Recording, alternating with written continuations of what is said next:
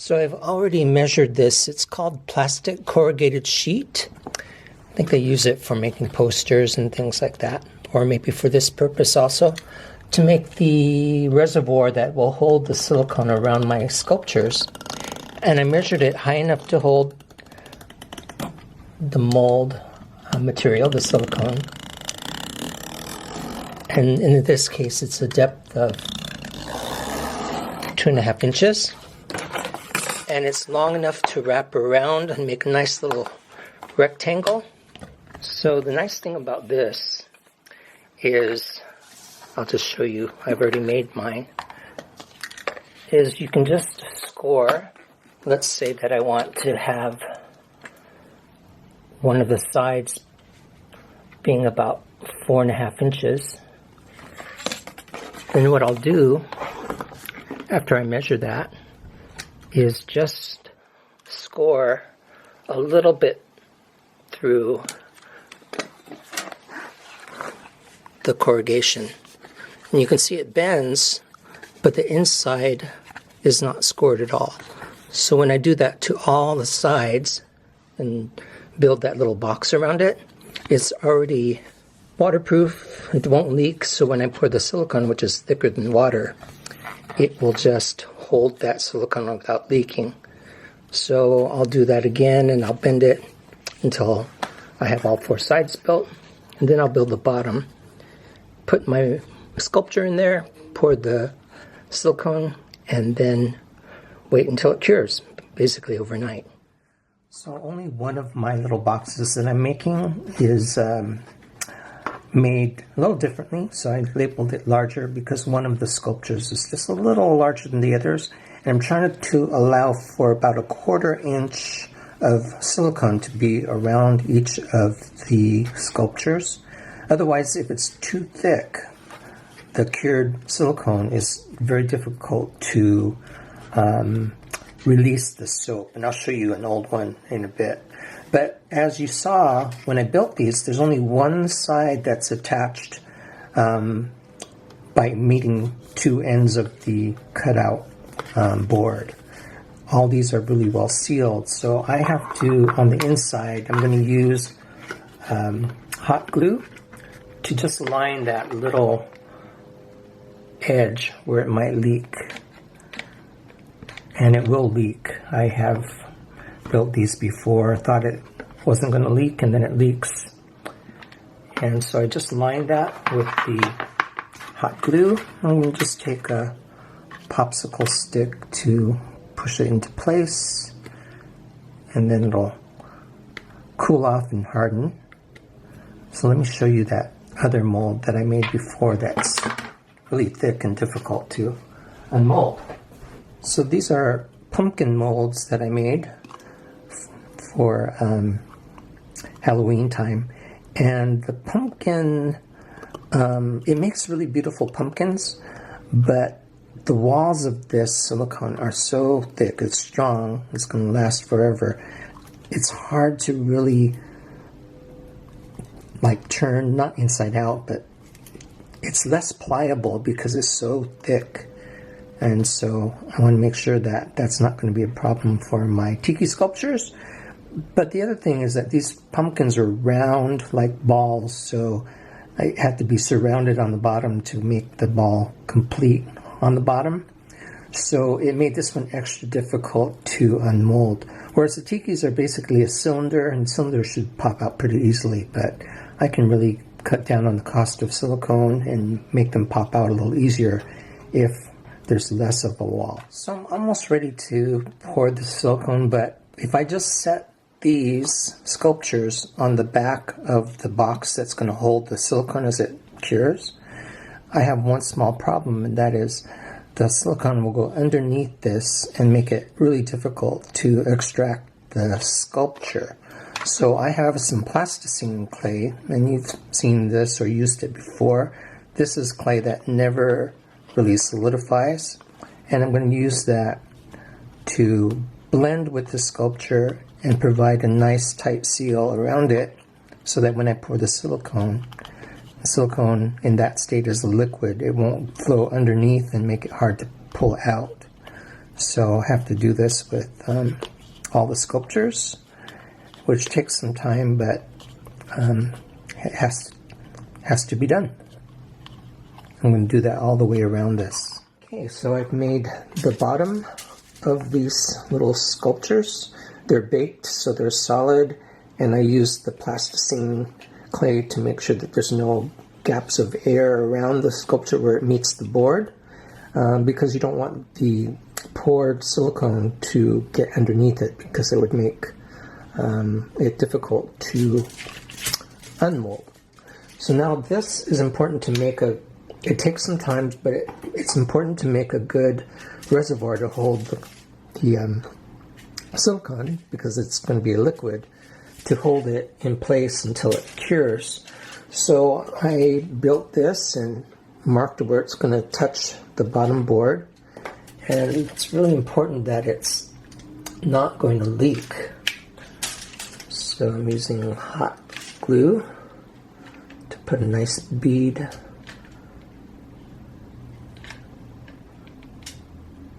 on those lines, making sure the corners are covered in this also.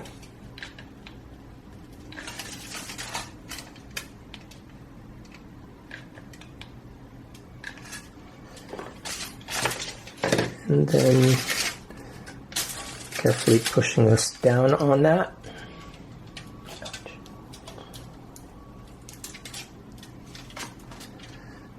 Pushing it tight.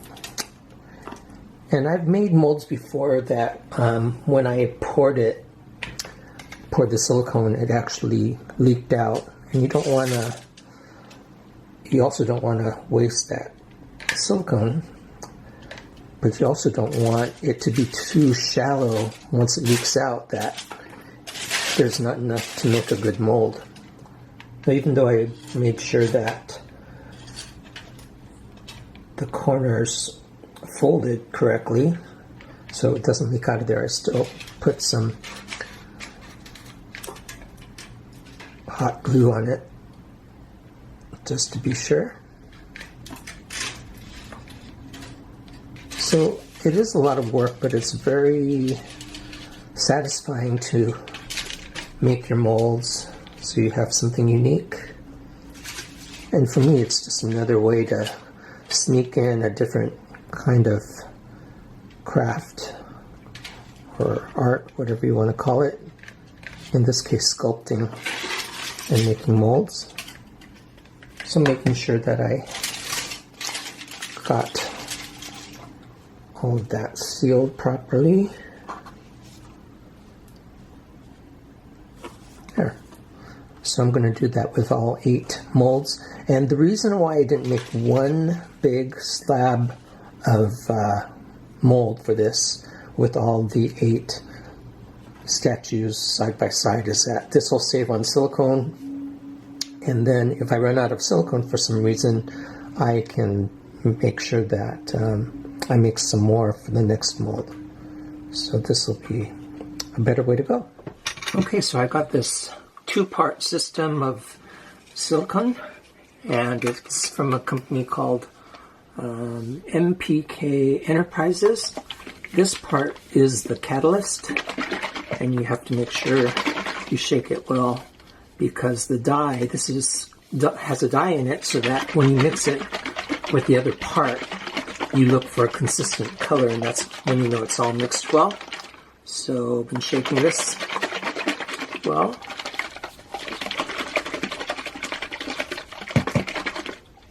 You can see from the side view whether I have all that dye mixed up. And then this is what I'm going to mix it with. So it's a really thick consistency, sort of like a white honey. And this is a product called 2125. It's just the right thickness and durable enough so that it holds up for use as a mold. And I used 10 parts of this to one part of this, which is easy to do. No matter how much comes into the is poured into the scale, it's easy to calculate right on the spot. 1/10 of this. So let me measure that and I'll be right back. So here's the silicone with the catalyst on top. I'm going to have to mix that well. The nice thing about this compared to soap making is that it's not as time sensitive to get mixed and poured right away. So I have a while until this cures. So you can see it's not mixed in completely yet. You can see how valuable that dye is, because as soon as it's a consistent color, then I know it's all mixed up. I'm making sure I'm scraping the bottom. So as soon as it looks ready, I'm going to still stir it some more, just to make sure it's combined all the way to the bottom. So I scrape down, I can still see some white streaks. And if I don't mix that with the catalyst, it's not going to set up properly. This stuff is pretty easy to clean up too, because when it is cured, it just peels right off. Okay, I think that's ready. The thing is, the pour is probably the hardest part, because it's so thick that when you want to stop pouring, it keeps pouring. But here are all my molds all prepared. And it's best to pour this in a thin ribbon from up above, because some of the bubbles escape as you do that.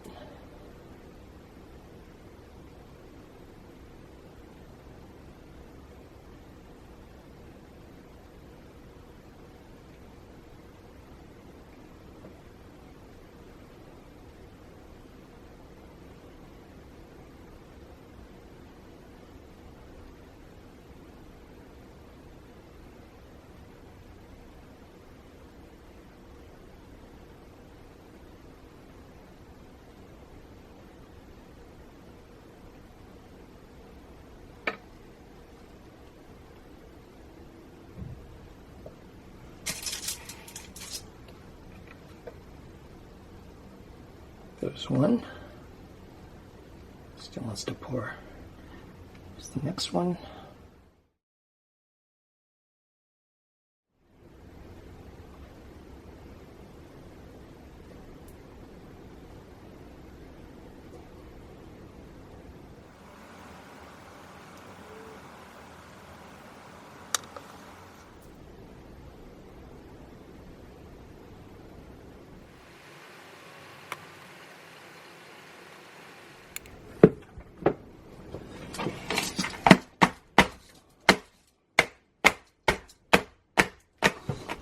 So I calculated for 3. It's hard to really calculate how much I'm going to need, because if I calculate the volume based on just the rectangle, well, the statues themselves take up a lot of space too. So it's good to have this method of having some extra molds ready to fill.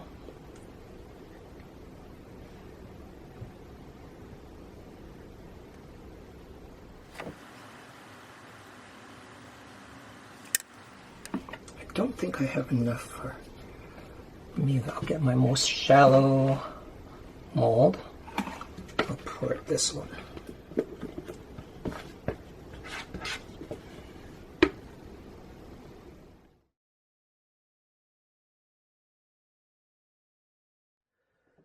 Okay, now all I have to do,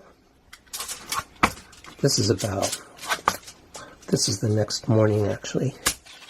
So all I have to do is cut this plastic. It's kind of strong. Let me tear off this housing.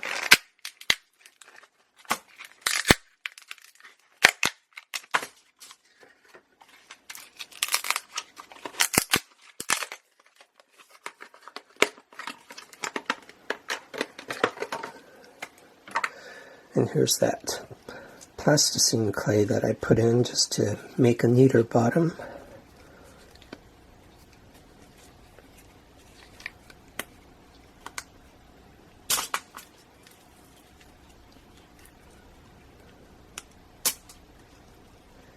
And I'll have to clean these out well. But this just pulls away. And so there's the perfect negative area where I'll pour the soap, and hopefully the soap will pull out easily too. There. So that's how I make these molds. I'm interested to see what the weight of the soap will be in that.